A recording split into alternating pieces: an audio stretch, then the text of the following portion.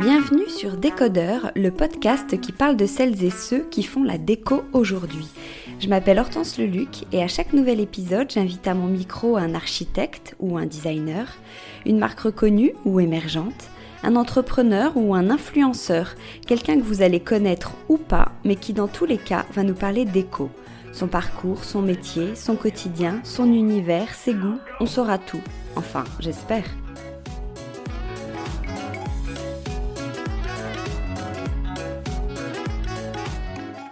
Bonjour à tous, merci beaucoup d'être là pour ce rendez-vous déco. Pour ceux qui écoutent pour la première fois, bienvenue. Surtout, n'oubliez pas de vous abonner à ce podcast pour ne pas rater les prochains épisodes. Décoclico, c'est l'un des premiers sites de vente en ligne de meubles et objets déco qui s'est lancé sur Internet il y a maintenant 17 ans. 17 années pendant lesquelles Laurence Rougeau, sa fondatrice que je reçois aujourd'hui, a sélectionné, et sélectionne toujours avec son équipe d'acheteuses, meubles et objets déco, luminaires et linge de maison, vaisselle et rangement, marques reconnues et petites pépites repérées au fil des salons ou créées lors de voyages inspirants qu'elle fait régulièrement, tout ça pour une jolie maison dans l'air du temps.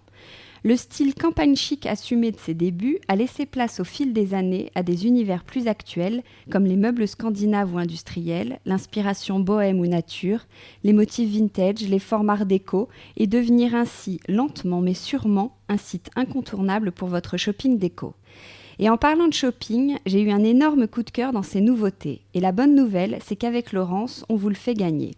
Il s'agit d'un portant en métal noir que l'on fixe sur la table, de part et d'autre comme une arche, pour un décor de table canon et créer en un instant un ciel de table que vous accessoirisez selon vos envies, l'événement ou la saison. Par exemple, on peut l'habiller de guirlandes lumineuses ou de branches de sapin pour Noël, de feuillages ou de fleurs séchées pour un dîner bohème, ou même de ballons ou de lanternes pour l'anniversaire des enfants. Je vous mets plus de photos sur Instagram, sur le compte Décodeur Podcast, pour vous montrer à quoi ça ressemble. De toute façon, c'est là que ça se passe pour le gagner. C'est le principe un peu habituel, il suffit de suivre nos comptes, Décodeur Podcast et Décoclico, de laisser un commentaire en taguant une amie, et le tirage au sort aura lieu dans une semaine, le 24 décembre. Un beau cadeau, quoi. Allez, assez parlé. Bonjour Laurence. Bonjour Hortense. Alors, Décoclico, c'est l'un des premiers sites de vente en ligne il y a 17 ans, je crois. C'est bien 17 ans ? Tout à fait, c'était en décembre 2002. Ah oui, tu te souviens bien. Comment t'es venue cette idée de créer un site de déco ? En fait, je travaillais dans la presse déco. Et dans ma vie perso, on était en train de changer. On venait d'acheter une maison dans le sud, près d'Uzès. Et donc, on s'est installé dans cette maison. On ne pouvait pas du tout assumer d'habiter et à Paris et dans le sud. Donc, on s'est installé là. Ça faisait un petit moment qu'on se disait qu'on avait envie de changer de vie. Et donc, il fallait créer une activité sur place. C'est un peu tombé comme un fruit mûr. On était en pleine bulle Internet. Et du coup, le moment était bien choisi pour démarrer ce site. Et alors, toi, tu faisais quoi avant ? Là, ton parcours, tu connaissais rien au web, tu t'y connaissais en déco, mais pas forcément sur le côté marketing, création de sites, etc. Complètement. En fait, mon parcours, j'ai travaillé 15 ans dans la presse, dans plusieurs magazines. J'ai commencé par l'architecture d'aujourd'hui, ensuite Maison et Jardin chez Condé Nast, puis plusieurs magazines type Mon Jardin et ma Maison, le Journal de la Maison. On avait créé Campagne Décoration en 2000. Et en fait, j'avais beaucoup de lectrices qui disaient « Mais c'est bien ce qu'on voit dans vos magazines, on trouve ça où ?» Et je me disais, j'ai toujours cru et j'y crois, j'ai toujours cette conviction qu'on est dimanche, il pleut dehors et qu'on est devant son ordinateur et qu'en 10 minutes, on va choisir quelque chose. 2 jours après, on a un peu oublié, on sonne à la porte et il y a un colis et c'est Noël. Et ce côté extrêmement pratique de pouvoir se faire plaisir, de pouvoir acheter à tout moment du jour ou de la nuit, j'ai toujours cru et c'est vraiment ce qui m'a motivée à faire ça. Mais c'était le tout début d'Internet, donc c'était pas aussi facile qu'aujourd'hui où on est très connecté, ça paraît très simple de créer son site, son blog, de faire rayonner sa marque sur les réseaux sociaux même en quelques jours. Donc toi, comment ça s'est passé ? Qui t'a appris ? Comment tu as construit ce site en fait ? Alors, moi j'ai l'impression que c'était beaucoup, beaucoup plus facile au contraire à l'époque parce que c'était vraiment complètement pionnier. C'était hyper facile de faire un site. J'avais fait ça avec un développeur à notre manière, enfin vraiment avec bon sens. J'y connaissais effectivement rien du tout en technique, en digital, et on était très peu. Donc c'était extrêmement facile d'émerger sur Internet. Et mais tu te sentais l'âme entrepreneur? Ça t'a pas fait peur de passer de grands groupes à... Alors je ne le savais pas du tout. Vraiment pas. Je ne soupçonnais pas ça. Je ne soupçonnais pas mon âme entrepreneur et je ne soupçonnais pas que j'étais créative. Tu gardes de bons souvenirs de tes débuts? Excellent. En fait, de chaque étape. Vraiment, je garde un bon souvenir parce que c'était très facile d'imaginer quelque chose, de le mettre en ligne.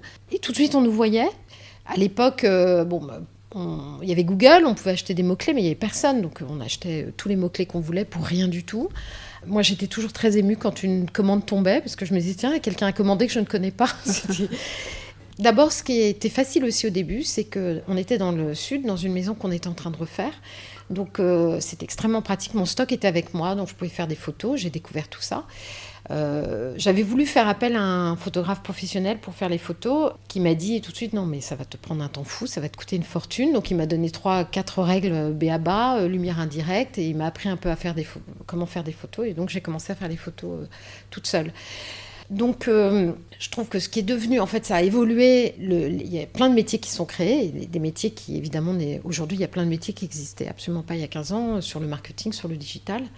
Et en fait, ce qui est devenu plus compliqué, justement, c'est de rester, de pouvoir continuer à exister sur Internet sans connaître tous les outils techniques indispensables. C'est-à-dire ?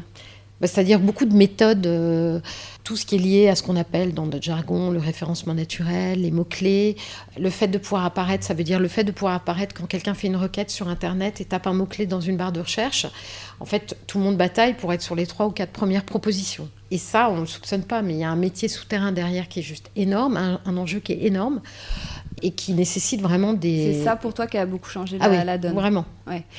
Parce que la déco n'a pas changé, l'envie d'inspirer n'a pas changé. En revanche, c'est Il faut devenir des petites machines de guerre pour exister. Voilà, exactement, c'est tout à fait ça. Et vous êtes combien aujourd'hui dans l'équipe ? Alors, on est 17. On est beaucoup produits. Donc, il y a 3 acheteuses, 3 assistantes qui aident les acheteuses sur les sélections de produits et le suivi, toute la mise en ligne, une approvisionneuse. Après, il y a des métiers qui sont plus de l'ordre de l'organisation. Il y a une chef de projet qui s'occupe de tous les suivis, justement, de mise en place de tous les projets. Quelqu'un qui a la logistique, parce que derrière, il y a évidemment... nos produits sont stockés, ils sont dans un entrepôt, donc ça, c'est aussi un gros... Là, on enregistre à Paris. Vos entrepôts, ils sont où ? Ils sont à 1 heure au nord de Paris, dans Picardie. Je t'ai coupé. Alors, un type non, de métier. c'est pas du tout. Et ensuite, il y a une équipe marketing avec une personne qui est justement un peu experte sur toute la partie plus digitale, une personne qui va s'occuper davantage des partenariats, des réseaux sociaux, une web designer qui va faire toutes les créations graphiques. Et enfin, nous avons 3 fées extrêmement importantes dans l'équipe, Maria, Vanessa et Safia, et qui sont celles qui répondent à nos clients, soit par téléphone, soit par mail, et qui sont en fait, comme on est un site internet, nos seuls, ou pratiquement seuls liens avec nos clients. Alors, au fil des années, il y a beaucoup de sites déco qui sont apparus. Tu n'es plus toute seule. Donc, comment tirer son épingle du jeu ? Comment tu te différencies, toi, de tes concurrents ? Il y a énormément de sites qui sont apparus, et de méthodes aussi. Parce qu'il y a à la fois des sites, mais il y a aussi, avec les réseaux, c'est aussi d'autres métiers. En fait, il y a beaucoup de personnes maintenant sur Instagram qui font des choses, qui proposent des choses directement sur Instagram. Donc, ce qui était notre ADN et ce qui est toujours notre ADN, de proposer des marques qui sont vraiment dénichées, aujourd'hui, on a besoin d'être très agile pour continuer à émerger. Alors, il y a la méthode, on va dire, technique et digitale et marketing, qui est un rayon que je connais un petit peu moins bien, mais qui est juste très importante sur tout ce qu'on peut faire pour être en avant sur Internet. Et puis, il y a, moi, ce qui va être plus mon savoir-faire, c'est d'émerger en termes d'offres. Et donc, l'idée, c'est vraiment d'être toujours en avance de phase et de proposer des choses qui soient des choses un peu nouvelles, un peu dénichées, qui soient évidemment dans l'air du temps. Et c'est là où, en fait, il faut être tout le temps agile, curieuse et proposer des choses. Alors, qu'est-ce qu'on trouve sur des coquelicots ? Quel type de produit ? J'en ai parlé un peu en intro, mais toi, comment tu présenterais le site ? On propose une sélection pour enchanter la maison. En fait, c'est ce qu'on se dit depuis le début. Donc, on va trouver du meuble, du linge de maison, de la vaisselle, du luminaire, des accessoires déco. Après, le critère de sélection, ça va être On va proposer des choses qui sont à l'image de ce qu'on aime dans les magazines de déco ou sur les comptes Insta. Le credo, c'est le bon rapport qualité-prix. C'est-à-dire que moi, je suis extrêmement attachée à la qualité des produits. Donc, on va avoir une offre qui va être pas ostentatoire, mais vraiment de qualité. Après, on va essayer de proposer aussi des choses qui ne sont pas vues partout. On essaye de dénicher. À partir du moment où c'est un peu partout, ça a moins de raison d'être sur le site. On a comme particularité de mixer à la fois des marques qui sont des marques qui apportent une vraie valeur ajoutée créative.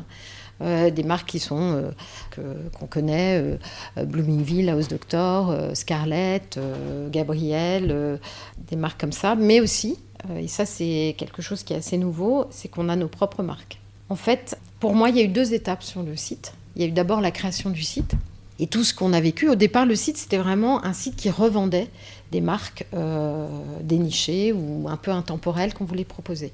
Et la deuxième étape qui était assez fondatrice pour moi, c'est que maintenant on s'est mis à créer nos propres produits.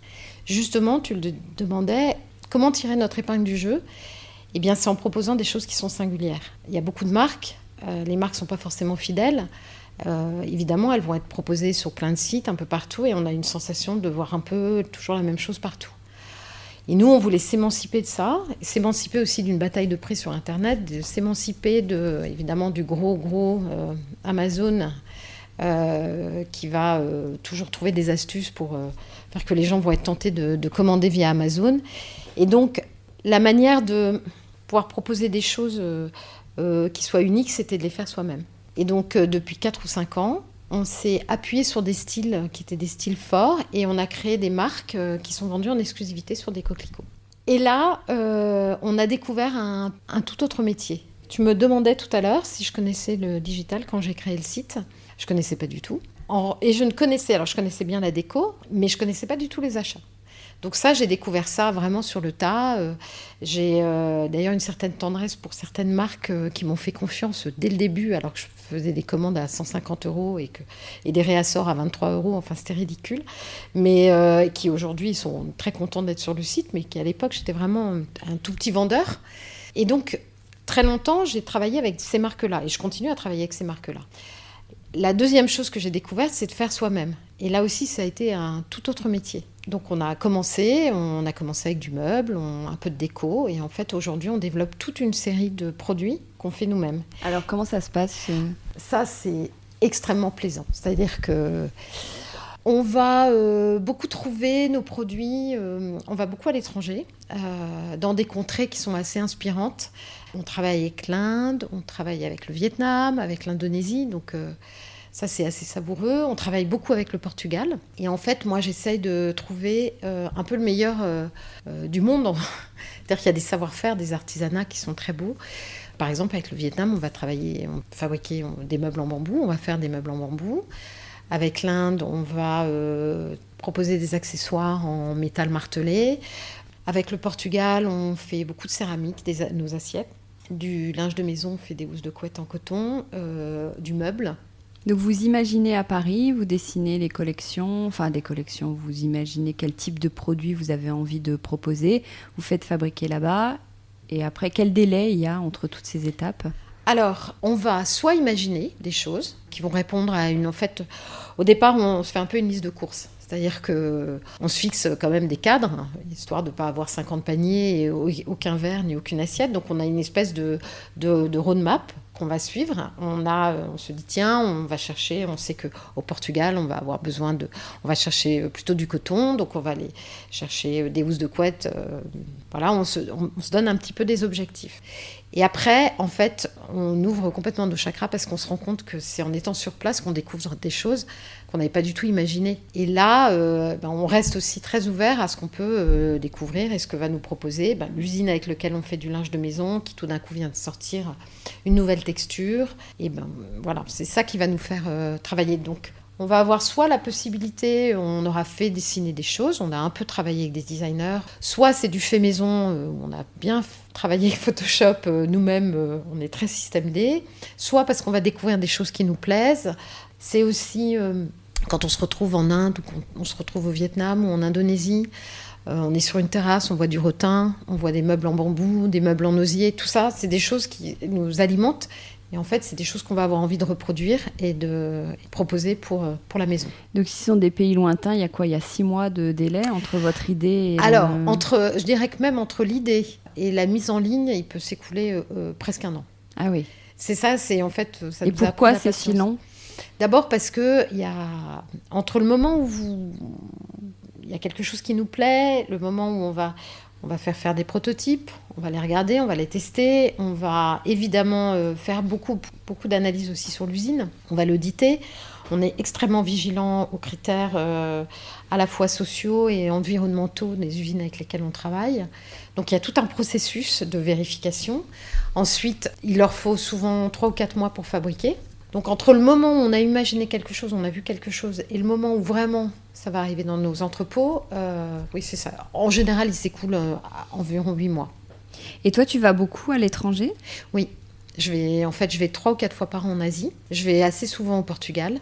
Et je suis extrêmement reconnaissante parce que je me trouve vraiment extrêmement chanceuse. C'est vrai que je pars avec... on a quand même cette liberté. Aujourd'hui, on est un site important, mais on n'est pas un site immense, donc on est vraiment encore très régi par nos propres coups de cœur. Et on a cette liberté de pouvoir aller regarder des choses, choisir des choses, et c'est vrai que c'est assez enchanteur, en tout cas pour moi. Et qu'est-ce qui t'inspire du coup, toi, pour créer ces collections ? C'est ces déplacements ? Où est-ce que tu trouves l'inspiration, sinon ailleurs, dans la vie ? Partout, en fait, vraiment. C'est-à-dire que bien sûr, les magazines de déco, les comptes Instagram, je fais tout le temps, je fais des captures d'écran, j'ai des planches dans tous les sens, mais aussi un lieu, une couleur, évidemment les voyages, parce que comme je te disais tout à l'heure, quand tu es assis sur une terrasse ou dans un endroit où il va y avoir une ruelle pavée, des pots de fleurs, enfin il y a plein de choses qui peuvent du coup donner des envies de couleurs, de matière, de forme. Il y a aussi le cinéma, les séries. Je regarde Downton Abbey, par exemple. Après, j'ai envie d'une armoire avec une pile de linge au cordeau. J'ai envie d'un service à thé qui soit dans l'esprit de ce qu'on fait dans les grands hôtels. Voilà, tout, en fait, peut être propice à, une identité visuelle, un style, une matière. Voilà, puis c'est vrai qu'on baigne tout le temps dans cet environnement-là. Donc, j'ai l'impression qu'on est tout le temps sollicité et que ça apporte plein d'idées. Qu'est-ce qui marche le mieux chez vous ? Est-ce qu'il y a un carton du moment ? Est-ce que vous avez des bestes ? Alors, le carton du moment, là, de très récemment, c'est justement ce dont tu parlais au démarrage. Le portant ? C'est incroyable. Mais il faut dire, je trouve que l'idée, elle est géniale. Ouais. C'est-à-dire que vraiment, on a fait là une vidéo, on a testé. En fait, le principe, c'est vraiment ce que tu expliquais très bien. C'est ce que nous, on a appelé un ciel de table. C'est-à-dire que tu peux vraiment customiser ta table. Et dans toutes les occasions, et on peut imaginer plein de choses. Donc ça, et en l'occurrence, vraiment, c'est quelque chose... On a comme ça, de temps en temps, des produits qui font un carton. Il y a eu la grande mode des fontaines à boissons. Il y a eu la grande mode des guirlandes guinguettes qui continue à très bien fonctionner. Qui, entre parenthèses, moi, je trouve que c'est un produit génial et je trouve que c'est mon cadeau type. Donc, il y a des choses comme ça qui font des cartons. Après, de manière un peu plus raisonnée ou raisonnable ou permanente, on va dire... les miroirs grand format fonctionnent très bien. On a plusieurs modèles qui sont... Justement, tu vois, tu me demandais comment on crée des choses. On a un de nos modèles qu'on a appelé Saigon parce qu'on a vu à Ho Chi Minh City un immeuble avec une fenêtre, on aimait la forme et du coup, on a voulu faire un miroir comme ça. On a aussi les armoires parisiennes parce qu'il y a assez peu d'endroits où on peut trouver des belles armoires parisiennes. On a nos grandes, belles armoires parisiennes avec des couleurs qu'on a travaillées, retravaillées, réfléchies... Voilà, donc c'est une belle récompense parce que ça fonctionne bien. Quel est le style que les gens aiment actuellement, les internautes ? Alors, beaucoup de...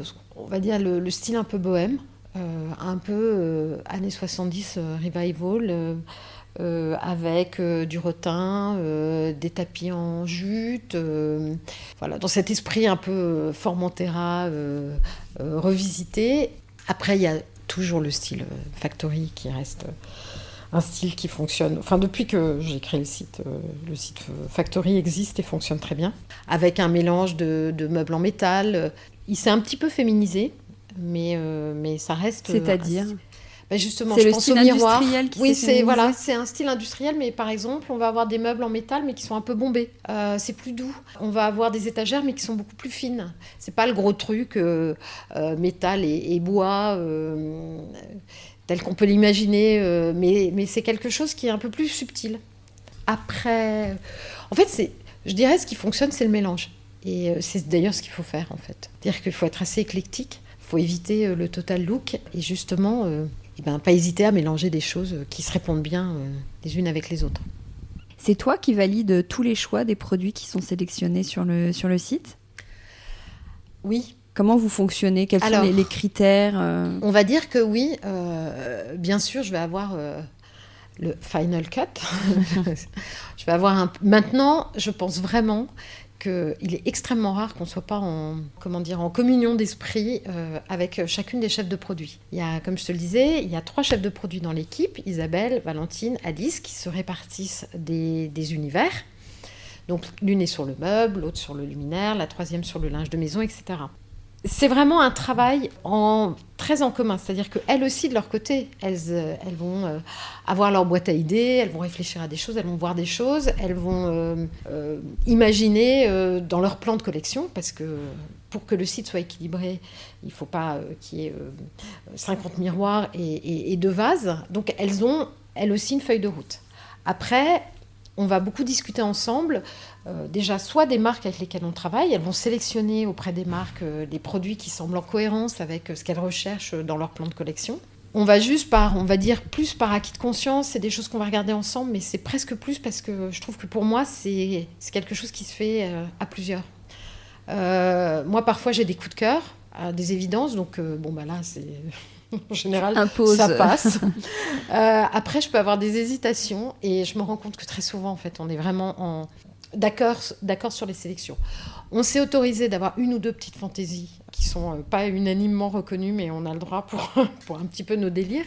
Mais globalement, on est vraiment en cohérence. Et je trouve que moi, c'est extrêmement rassurant parce qu'on a cet échange, c'est un peu comme une danse presque l'une a vu ça, l'autre répond ça. Enfin, c'est vraiment... et c'est comme ça que ça fonctionne, c'est assez harmonieux. Donc oui, bien sûr, au bout du compte, s'il faut trancher, je vais être celle qui va décider, mais je pense pas qu'il y ait des frustrations majeures. Tu es encore très dans l'opérationnel. Complètement. Alors, je suis très dans l'opérationnel produit, vraiment parce que c'est quelque chose qui me passionne. Et donc je suis très présente sur la partie produit, mais en même temps, je ne suis pas du tout seule à bord, loin de là. C'est-à-dire que vraiment tout ce qu'on fait, la mise en place, d'abord il y a la sélection, je parlais des chefs de produits, mais aussi toute la mise en place derrière. Il y a 3 assistants autour de toute cette sélection qui ont des rôles qui sont des rôles clés. Est-ce que vous connaissez votre clientèle ? Vous ciblez qui ? On la connaît un peu. Alors, on a soit des données très macro, où on sait que ce sont essentiellement des femmes, qui ont 35-49 ans en moyenne, qui sont plutôt des femmes qui travaillent, qui habitent en ville ou en banlieue, qui ont soit des terrasses, des maisons avec jardin, enfin des choses qu'on peut lire dans des suivis marketing. Et puis, on a aussi ce qu'on connaît, parce qu'on a souvent organisé des tables rondes pour avoir cet échange. Justement, parce que moi, alors, ça m'émeut particulièrement parce qu'on est tout le temps dans le site, dans la sélection, dans les produits, et rencontrer des gens qui connaissent le site, qui achètent des produits, qui les aiment, qui s'animent en plus sur nos sélections, pour moi, c'est très précieux. Enfin, c'est vraiment quelque chose qui, à chaque fois, me fait très plaisir. Et donc, c'est là où ça confirme. Ce que je peux dire, c'est que les femmes qu'on rencontre, à chaque fois, sont des femmes qui adorent la déco. Et c'est pour nous, on a là aussi, il y a une sorte de communion autour de ce goût pour la déco. Et ce sont des femmes qui vont être sensibles, ou des hommes d'ailleurs, parce qu'il y a quand même 20% d'hommes, qui sont sensibles à la sélection qu'on peut faire, qui sont sensibles au fait qu'on essaye de faire des choses de qualité, qui sont sensibles au fait qu'on essaye de mettre des choses qu'on ne voit pas forcément partout. Et qui voient bien qu'on est très système D aussi, qui le soupçonnent. Et toi, qu'est-ce que tu aimes le plus dans ton métier ? C'est fugace, c'est être en salle d'embarquement à l'aéroport, en destination Delhi ou Ho Chi Minh City. Ça, j'aime vraiment beaucoup ces moments. Le moment où on va être dans un salon professionnel et on va découvrir plein de choses parce que je reste émerveillée par l'imagination des marques, des gens, des créations. Je trouve qu'il à chaque fois, on sait qu'on va découvrir quelque chose auquel on n'avait pas pensé. Dans les salons professionnels, c'est quand on choisit des produits avec l'équipe et qu'il y a un gros fou rire et c'est des moments aussi qui sont... En fait, il y a plein de moments comme ça qui sont extrêmement agréables dans mon métier. Et le moins J'aime bien savoir ça. Le côté administratif, le côté gestion, le côté... c'est vrai que moi, je suis assez impatiente, donc je vais être moins dans le détail. Or, c'est juste crucial. Donc, c'est des choses qui sont nécessaires, mais qui sont moins agréables. Et il y a quelques années, vous avez été racheté par ADO, c'est le groupe notamment de Leroy Merlin qui adore des coquelicots. Qu'est-ce que ça a changé pour toi ? Qu'est-ce que ça apporte et quelles sont les contraintes ? Alors, ce qui a changé, en fait, je dirais tout et pas grand-chose. C'est-à-dire qu'à la fois, on est très honorés de voir que ce groupe qui est énorme et si talentueux nous apprécie, ça fait vraiment plaisir. Maintenant, ils nous laissent une paix, ils nous laissent extrêmement autonomes. L'idée, c'est qu'ils vont plus nous voir, j'imagine, un peu comme un laboratoire d'idées ou voir ce qu'on tente et qu'ils ne vont pas décliner forcément chez Leroy Merlin, mais ils vont voir un petit peu comment ça fonctionne. On fait de plus en plus quand même des partenariats où souvent dans un magasin où ils ont envie de compléter une mise en scène avec des produits qu'ils ne vendent pas du tout, en l'occurrence des meubles, ils vont plus faire appel à nous. Dans leur guide des tendances, de plus en plus, ils prennent aussi nos produits. Après, ils sont encourageants, bienveillants. De pouvoir s'appuyer sur un groupe aussi puissant, c'est très sécurisant. Voilà.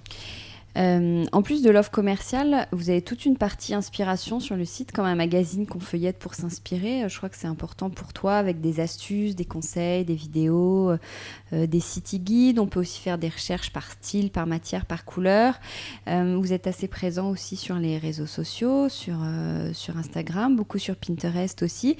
C'est important pour toi d'aller au-delà d'être un simple catalogue en ligne, je dirais ? Mais c'est exactement ça. C'est-à-dire que c'est important pour moi d'être plus qu'un catalogue de déco. Ce qu'on pressent des clients, ce qu'on confirme quand on les rencontre, c'est qu'ils aiment la décoration. Ils aiment vraiment la décoration. On voit aussi qu'ils aiment recevoir, qu'ils aiment cuisiner, on se dit qu'ils ont du goût aussi. Ils n'hésitent pas à mélanger du cher et du pas cher. Bref, on est un peu sur la même longueur d'onde. Et ce que je me dis, c'est que tu parlais de catalogue déco. Moi, je me suis toujours dit aussi que les produits qu'on vend, au-delà de la fonction, alors une assiette, oui, ça va servir de réceptacle, de la nourriture à l'intérieur, mais c'est surtout, ça va permettre à la personne de faire une jolie table autour de laquelle il y aura un dîner qui est sympa, un dîner de copains, un dîner de famille, à chaque fois, on participe à des moments qui sont des moments plaisants dans la vie des gens, entre guillemets, et je me dis que, en fait, on n'est pas que des sélectionneurs de produits, on est aussi un peu dans la construction de leur nid, je ne sais pas comment le dire. Et donc, je trouvais important qu'on puisse aussi aller au-delà de juste le catalogue. D'abord, de pouvoir inspirer. Donc, on a toujours beaucoup proposé les produits autour des styles, mais aussi de pouvoir en parler. Et donc, de faire parler alors, un petit peu la communauté, de temps en temps d'avoir des témoignages aussi des clients qui racontent un petit peu leur expérience, mais aussi de pouvoir décrire un produit, donner une astuce, raconter un style, pour que ce soit un peu le carrefour de gens qui sont passionnés par la décoration comme nous. Ouais, c'est important cette notion de... Vous travaillez pas mal avec des influenceurs, vous relayez les photos de vos clients, je crois aussi sur le site, sur Instagram. C'est important pour toi cette notion de communauté. Oui. C'est vraiment... j'ai cette fierté, on a été vraiment les premiers à inventer, de demander aux gens d'envoyer une photo de nos produits chez eux. Chez eux. Ah. Alors on a commencé une première fois, moi je trouvais que l'idée était vraiment... C'était mon idée, elle était excellente. C'était parfait. On a reçu 3 photos, mais pourries. C'était pas possible. On s'est dit, bon, c'est la fausse bonne idée, en fait, mon idée n'est pas du tout excellente. Et puis, 1 an et demi après, on y est revenu, parce qu'on s'est dit quand même, c'est une bonne idée. Et là, on a eu... on s'est dit qu'on allait, c'était le démarrage d'Instagram, qu'on allait plutôt poser la question au démarrage à des influenceuses ou des blogueuses à l'époque, pour qu'elles prennent elles-mêmes les photos pour donner une sorte de standard de qualité. Donc l'addition de ça, alors là on a commencé à avoir des photos très sympas, et plus le fait qu'Instagram émergeait, ça y est, on a reçu des photos qui commençaient à être des photos extrêmement jolies. Et je peux vous dire que quand on a réfléchi pendant des heures sur une couleur, enfin des jours, sur des produits qu'on a réfléchi, qu'on s'est donné du mal, qu'on a hésité sur tel truc, de voir notre produit acheté par quelqu'un et ensuite dans son entrée, dans son salon, franchement, on l'écrit, mais c'est extrêmement sincère. Pour moi, c'est la plus belle récompense. C'est vraiment, oh là là, ça nous fait vraiment plaisir. Du coup, oui, on est assez proche, on essaye d'être assez actif sur les réseaux, toujours dans cette idée de dire non, mais on n'est pas qu'un écran, il y a des êtres humains de l'autre côté qui aiment bien la déco, c'est pas du chiquet. Toi, tu as quel rapport à Instagram ? Tu nous en parlais, ça t'inspire ? Il y a des comptes que tu suis particulièrement, que tu nous recommandes ? Oui, alors moi j'aime beaucoup Instagram, d'abord parce que je trouve que c'est assez facile de faire joli, qu'on a tous des âmes, l'impression d'être photographe. Dans les comptes que je suis, il y a un compte que j'aime beaucoup qui s'appelle Stilje, je ne sais pas comment ça se prononce, STILTJE. .se, c'est une femme suédoise qui fédère plein d'endroits assez beaux et c'est pas trop conventionnel, donc c'est plein d'imagination. Après, je vais suivre des comptes de nourriture, comme Food Stories, où les photos sont, à chaque fois c'est sublime, ça donne plein d'idées pour prendre des photos. Bien sûr, les comptes presse de la presse déco, comme Marie-Claire Maison, Elle Décoration, Milk Déco, etc. Un compte comme celui de l'architecte designer Zoé de Lascaz, que je trouve très joli, très harmonieux. Quoi d'autre ? Ah oui, j'aime beaucoup le compte de... Voilà, elle n'est pas du tout dans la déco, elle est dans la mode de Sophie Fontanelle, parce que je trouve que d'abord elle écrit extrêmement bien et qu'en plus elle a un souci de l'élégance qui est vraiment quelque chose, on sent que c'est extrêmement important pour elle et toute proportion gardée. Moi je sais que pour moi le fait que ce soit joli c'est très important pour moi et c'est pas du tout du snobisme, c'est vraiment que c'est important, j'aime bien cette délicatesse et donc j'aime bien suivre son compte, d'autant qu'elle est assez fantasque. Est-ce que tu arrives à déconnecter le week-end ou tu as toujours, comme tu es assez créative, les sens en éveil, je dirais ? Alors, j'arrive très bien à déconnecter. C'est-à-dire que pendant longtemps, j'arrivais pas du tout, ce qui n'était pas bien du tout. Donc, j'allumais mon ordinateur le samedi, dimanche. Ça fait plusieurs années que j'ai vraiment complètement arrêté. C'est-à-dire que je déconnecte complètement, sauf que, bien sûr, il y a une idée, une couleur, une capture d'écran, tout de suite. Là, je déconnecte pas, mais ça me gêne pas du tout. Mais en revanche, non, j'allume plus du tout mon ordinateur. Chez toi, c'est comme une grande boutique déco ou pas du tout ? Pas du tout. Alors en fait, tu vois, quand j'étais chez Maison et Jardin, il y avait une journaliste qui s'appelle Christine Grange-Barry, qui était la sœur de Jacques Grange, en l'occurrence, qui s'occupait du tissu, qui était tout le temps avec les éditeurs de tissus, qui travaillait avec Canovas, avec Pierre Frey, qui était tout le temps dans les tissus. Et je me souviens, je lui ai demandé, ils sont comment les rideaux chez toi ? Ça m'intriguait beaucoup. Elle m'avait répondu, ils sont blancs. J'avais été très déçue. Et maintenant, je comprends complètement. C'est-à-dire qu'il y a tellement de choses, tellement d'idées, que en fait, c'est très très lent. Il faut que je me décide pour me dire, je prends cette direction-là. Il y a des choses du site, évidemment, mais il y a plein d'autres choses. C'est quel style ? Alors, bon, sans faire la... J'ai une petite maison que j'ai rénovée, parce que c'est ça mon grand bonheur, c'est de racheter une ruine et de refaire. Et donc, il y a une petite maison qui est à côté d'Uzès que j'ai rénovée, qui est plus là où j'ai vraiment pu exprimer ce que j'aime en déco. Alors, c'est blanc, tout est blanc, parce qu'en fait, au moins... À Uzès ou à Paris ? À Uzès. Je ne prends pas trop de risques, c'est pas très... Déjà, il a fallu choisir un sol. Un sol, c'est très difficile. Ça donne vraiment tout de suite une direction. S'il est moche, tout est moche tout le temps. Donc, à l'époque, j'avais plus beaucoup de moyens. Et donc, par la contrainte, j'ai pris une option j'ai mis une peinture parking. Et en fait, c'est canon. Je suis très contente. Donc, j'ai un sol qui est dans un style béton ciré, un peu résine, blanc. Non, pardon, pas du tout. Gris, vert de gris. Et après, je vais être beaucoup plus sur des pièces qui vont être colorées, des accumulations à certains endroits, beaucoup de coussins, beaucoup d'accessoires. J'ai mis des carreaux de ciment parce que j'adore ça. Mais je ne les ai pas forcément mis, je les ai mis sur des seuils de fenêtres. En fait, ce que j'aime bien, c'est prendre, soit détourner un objet, soit de prendre un matériau, mais de peut-être juste le décliner différemment.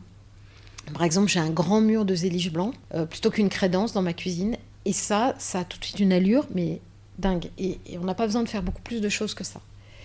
J'ai un lustre qui est complètement disproportionné, qui est énorme. Voilà, j'aime bien que les choses soient assez calmes et sobres, et puis tout d'un coup, il y a un truc qui est complètement dissonant, et je trouve que c'est ça qui est intéressant, en fait. Quel est ton dernier achat déco ? Ah, alors attends. Ah, eh ben, écoute, il est en cours. Ce sont des assiettes de la faïencerie de Gien que j'ai achetées sur le site de Emmaüs. J'ai acheté ça ce week-end parce que j'aime beaucoup les assiettes. En fait, j'aime beaucoup le linge de maison, j'aime beaucoup les assiettes, donc j'ai beaucoup de choses. Et là, j'ai vu des assiettes de chez Gien, un peu carrées, que j'avais vues au Puce, et je les ai vues sur Emmaüs. Du coup, j'ai acheté des assiettes là. Et là, en parlant d'assiettes, et comme c'est bientôt Noël, pour toi, quelles sont les astuces pour une déco de table réussie ? Ça va être les fêtes, ça peut intéresser les auditeurs. Ne pas hésiter à dépareiller. Mais il ne faut pas tout dépareiller, parce que sinon c'est n'importe quoi. C'est soit vous allez dépareiller les assiettes, soit on dépareille les verres. Moi, je dépareille assez souvent les verres. En fait, j'aime bien mixer. Soit on va prendre des assiettes blanches, mais du coup, il va y avoir des serviettes de table qui vont être extrêmement colorées. Alors, surtout des serviettes de table en tissu, pas des serviettes de table en papier. Si on veut vraiment que c'est un petit peu d'allure, oui, il faut prendre des serviettes en tissu. Après, disséminer des verres de couleurs et de tailles différentes. Et puis, j'ai envie de dire... Bien sûr, je pense à cette barre ciel de table. Parce que important de table. On va se dire vraiment super le podcast. On aura bien compris que... Non, mais en fait, c'est vrai que ça a apporté une note. Alors si, autre chose qui est très importante, pour moi, sont les fleurs. Et on peut faire un centre de table ou un chemin de table extrêmement joli avec des fleurs. Donc, en fait, soit on prend des assiettes simples, soit on prend une nappe très simple. Je disais des assiettes blanches, mais ça peut être des assiettes très colorées et la nappe est toute blanche. Ou alors inversement, une nappe très colorée ou en fait qui est quelque chose qui tout d'un coup vient un peu twister une table très raisonnable. Et puis des bougies ou des guirlandes ou quelque chose qui scintille. Moi, j'adore quand ça scintille en fait. Et pour le sapin, toi, il va ressembler à quoi ton sapin de Noël ? Il va scintiller. Noël. Ah, il va scintiller. J'aime bien, mais j'adore. Enfin, je suis vraiment cliente. Donc, un sapin. Alors, je vais prendre un vrai sapin parce que j'adore l'odeur du sapin de Noël. Il va être, je pense que cette année, il va être plutôt mordoré. Doré cuivré. J'ai quelques guirlandes à LED très simples et puis des boules que j'avais achetées sur le site l'année dernière qui sont un peu irisées, mates, plutôt orangées. Voilà. Alors, tu vas beaucoup en Inde où la méditation, les chants et les mantras sont nombreux. Moi, j'aime bien les mantras. Est-ce que tu as un mantra, toi ? Une philosophie de vie ? Je pense que une des choses qui a fait que j'ai créé la société, c'était que vraiment, il faut qu'on passe 8 heures de chaque jour dans le boulot et que pour moi, ce qui est très important, c'est qu'on s'y sente bien. Donc, pour moi, il faut que ce soit joyeux. Alors maintenant, une philosophie de vie, je pense que c'est le respect. Autant que possible. On parle de l'Inde, on parle des produits, mais c'est le respect du travail des autres. Donc, c'est de ne pas copier, par exemple. Ça, c'est ma hantise. C'est qu'à mon insu, je fasse quelque chose avec une usine que j'ai vue, qui m'a plu, et me rendre compte que en fait, c'était un modèle des années 50 de je ne sais pas qui. C'est vraiment ma hantise. Donc, ça va être le respect du produit, le respect du travail de ces gens. Moi, en Inde, je suis toujours très, très touchée par le fait qu'ils sont toujours mais tellement fiers de montrer ce qu'ils ont fait, de très souriants, très voilà. Donc il y a tout ce respect là aussi des gens avec lesquels on travaille. Et puis un petit mantra, c'est que je me dis que en fait tout ce qui plaît, a priori ça va bien ensemble. Je me dis ça quand on fait de la décoration. De temps en temps, on a des doutes en disant je suis pas sûre, est-ce que c'est de bon goût ? Je me dis qu'à partir du moment où ça plaît, ça va forcément avec. Pour moi, c'est vraiment quelque chose qui fait que ça évite les mises en scène un peu trop stéréotypées. Ok, alors on va terminer avec les questions à Watt 1000. C'est des petites questions pas chères. Alors aujourd'hui, ce sont des questions à 2,30 €. D'accord. Le prix d'un kilo de tomates. Parce que les tomates sont rouges et entre le nom du site des coquelicots, comme des coquelicots rouges. D'ailleurs, on n'a pas parlé des coquelicots. D'où ça vient ce nom ? Je l'ai cherché longtemps. En fait, à l'époque, on était deux avec mon copain et pendant un mois, on s'est parlé on se proposait des mots, les volets bleus, l'heure du thé, enfin plein de choses. Il y avait des choses qui nous plaisaient mais qui étaient déposées. Et un jour, on est allé dans dans une chambre d'hôte, justement, près d'Uzès, et on a expliqué qu'on s'installait là, et il y a une femme qui nous a dit « Ah, mais super, vous allez faire un site, il va s'appeler comment ?» Je dis « Ben, m'en parlez pas, je cherche. J'ai envie que ce soit un peu intemporel, pas trop à la mode, et en même temps, j'ai envie qu'on sente que c'est Internet, mais j'ai pas envie que ce soit des coquelicots. » Et elle m'a répondu « Faites des coquelicots. » Et là, ça a été le « Mais évidemment !» Et voilà, c'est parti de là. D'accord. Alors, des coquelicots sont rouges souvent, et Laurence rougeau. Je me suis dit qu'il y avait un sujet rouge. Alors, qu'est-ce qui te fait te fâcher tout rouge ? La négligence et le je m'en foutisme. Est-ce que tu es parfois dans le rouge ? Tout le temps. À qui aurais-tu envie de mettre un carton rouge ? C'est pas évident. On a plus envie de donner des cartons, verts. Je sais pas si ça existe. Non, je dirais c'est plus un phénomène général avec les réseaux. C'est une malveillance parfois qu'on ressent. Les réseaux sociaux, tu veux dire ? Sur les réseaux sociaux. Que je trouve... je préfère il vaut mieux rien dire ou saluer les bonnes initiatives que de casser comme ça constamment. Ça, c'est quelque chose qui me met mal à l'aise. Donc j'ai envie, un carton rouge pour les mauvaises personnes, ceux qui critiquent tout le temps sur les réseaux sociaux. Est-ce que tu as déjà grillé un feu rouge ? Oui. Est-ce que tu bois du rouge ? Oui. Quel symbole évoque le rouge pour toi ? Le premier symbole, que le rouge... Les rideaux de théâtre. Ah ouais. Pour ou contre les roses rouges ? Bon, pour, parce que j'adore les fleurs. Maintenant, il y a plus original. Est-ce que tu as un fil rouge dans la vie, une ligne directrice ? La déco, je pense. Merci beaucoup, Laurence. Merci beaucoup à toi. Et n'oubliez pas, rendez-vous sur Instagram pour gagner le fameux portant de table. Décodeur, c'est terminé pour aujourd'hui. Merci beaucoup d'avoir écouté en entier. Si vous avez aimé, n'oubliez surtout pas de vous abonner à cette émission pour ne pas rater les prochains épisodes. Bien sûr, vous pouvez aussi le partager sur Facebook, Twitter, LinkedIn ou en story Instagram par exemple. Ça permet de le faire connaître à vos proches. Je suis Hortense Leluc et vous pouvez me retrouver sous le pseudo Hortense Déco ou via le compte Décodeur Podcast sur Instagram. Et si jamais vous écoutez sur iPhone via l'application Apple Podcast, vous pouvez aussi me laisser un commentaire, rubrique classement et avis, parce que plus j'ai de commentaires, plus Décodeur se démarque dans la jungle des podcasts, ce qui est très important pour moi, pour me faire connaître encore plus largement et faire découvrir le monde de la déco au plus grand nombre. Voilà, merci et à très bientôt alors, ici ou ailleurs.